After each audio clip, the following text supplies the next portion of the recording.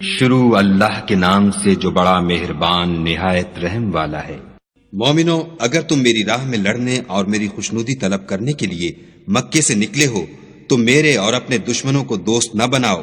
تم تو ان کی دوستی کے پیغام بھیجتے ہو اور وہ دین حق سے جو تمہارے پاس آیا ہے منکر ہیں، اور اس باعث سے کہ تم اپنے پروردگار خدا تعالی پر ایمان لائے ہو، پیغمبر کو اور تم کو جلا وطن کرتے ہیں۔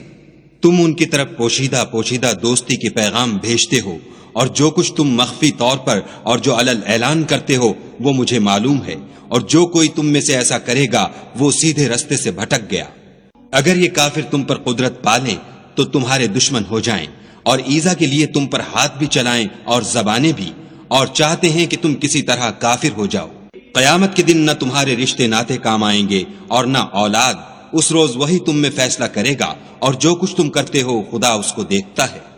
تمہیں ابراہیم اور ان کے رفقا کی نیک چال چلنی ضرور ہے، جب انہوں نے اپنی قوم کے لوگوں سے کہا کہ ہم تم سے اور ان بتوں سے جن کو تم خدا کے سوا پوجتے ہو بے تعلق ہیں، اور تمہارے معبودوں کے کبھی قائل نہیں ہو سکتے، اور جب تک تم خدا واحد پر ایمان نہ لاؤ ہم میں تم میں ہمیشہ کھلم کھلا عداوت اور دشمنی رہے گی۔ ہاں، ابراہیم نے اپنے باپ سے یہ ضرور کہا کہ میں آپ کے لیے مغفرت مانگوں گا، اور میں خدا کے سامنے آپ کے بارے میں کسی چیز کا کچھ اختیار نہیں رکھتا۔ اے ہمارے پروردگار، تجھی پر ہمارا بھروسہ ہے، اور تیری ہی طرف ہم رجوع کرتے ہیں، اور تیرے ہی حضور میں ہمیں لوٹ کر آنا ہے۔ اے ہمارے پروردگار، ہم کو کافروں کے ہاتھ سے عذاب نہ دلانا،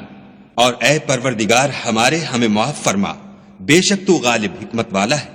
تم مسلمانوں کو، یعنی جو کوئی خدا کے سامنے جانے اور روز آخرت کے آنے کی امید رکھتا ہو، اسے ان لوگوں کی نیک چال چلنی ضرور ہے، اور جو روگردانی کرے تو خدا بھی بے پرواہ اور سزاوار حمد و ثنا ہے۔ عجب نہیں کہ خدا تم میں اور ان لوگوں میں جن سے تم دشمنی رکھتے ہو دوستی پیدا کر دے، اور خدا قادر ہے اور خدا بخشنے والا مہربان ہے۔ جن لوگوں نے تم سے دین کے بارے میں جنگ نہیں کی اور نہ تم کو تمہارے گھروں سے نکالا، ان کے ساتھ بھلائی اور انصاف کا سلوک کرنے سے خدا تم کو منع نہیں کرتا۔ خدا تو انصاف کرنے والوں کو دوست رکھتا ہے۔ خدا انہی لوگوں کے ساتھ تم کو دوستی کرنے سے منع کرتا ہے جنہوں نے تم سے دین کے بارے میں لڑائی کی اور تم کو تمہارے گھروں سے نکالا اور تمہارے نکالنے میں اوروں کی مدد کی، تو جو لوگ ایسوں سے دوستی کریں گے وہی ظالم ہیں۔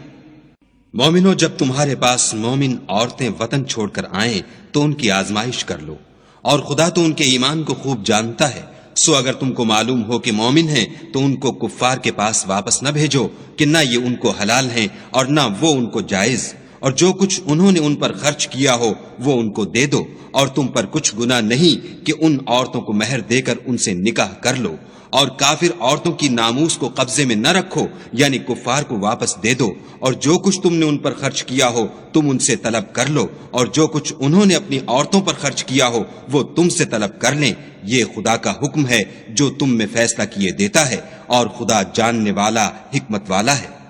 اور اگر تمہاری عورتوں میں سے کوئی عورت تمہارے ہاتھ سے نکل کر کافروں کے پاس چلی جائے اور اس کا مہر وصول نہ ہوا ہو، پھر تم ان سے جنگ کرو اور ان سے تم کو غنیمت ہاتھ لگے تو جن کی عورتیں چلی گئی ہیں ان کو اس مال میں سے اتنا دے دو جتنا انہوں نے خرچ کیا تھا، اور خدا سے جس پر تم ایمان لائے ہو ڈرو۔ اے پیغمبر صلی اللہ علیہ وآلہ وسلم، جب تمہارے پاس مومن عورتیں اس بات پر بیعت کرنے کو آئیں کہ خدا کے ساتھ نہ تو شرک کریں گی، نہ چوری کریں گی، نہ بدکاری کریں گی، نہ اپنی اولاد کو قتل کریں گی، نہ اپنے ہاتھ پاؤں میں کوئی بہتان باندھ لائیں گی، نہ نیک کاموں میں تمہاری نافرمانی کریں گی، تو ان سے بیعت لے لو اور ان کے لیے خدا سے بخشش مانگو، بے شک خدا بخشنے والا مہربان ہے۔ مومنوں، ان لوگوں سے جن پر خدا غصے ہوا ہے دوستی نہ کرو، کیونکہ جس طرح کافروں کو مردوں کے جی اٹھنے کی امید نہیں، اسی طرح ان لوگوں کو بھی آخرت کے آنے کی امید نہیں۔